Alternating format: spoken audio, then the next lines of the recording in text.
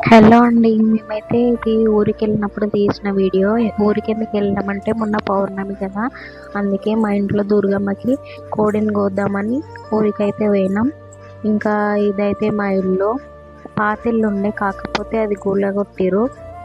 ఇంకా తర్వాత కొత్త ఇల్లు అయితే స్టార్ట్ అయింది.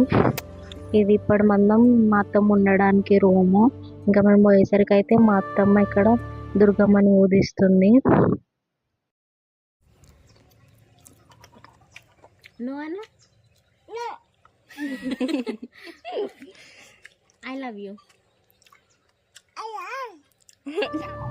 ఇంకా ఇక్కడ ఈవినింగ్ టైంలో ఎందుకు చేస్తున్నామంటే మార్నింగ్ మా అత్తమ్మ పనికి పోతుంది అన్నమాట, చేను పనికి. అందుకే మేము ఇంకా ఈవినింగ్ అయితే వెళ్ళినాం. మాకు కూడా కొంచెం పని ఉండే, అందుకే ఈవినింగ్ వెళ్ళి కోడిని గిన్నె కోసినాం.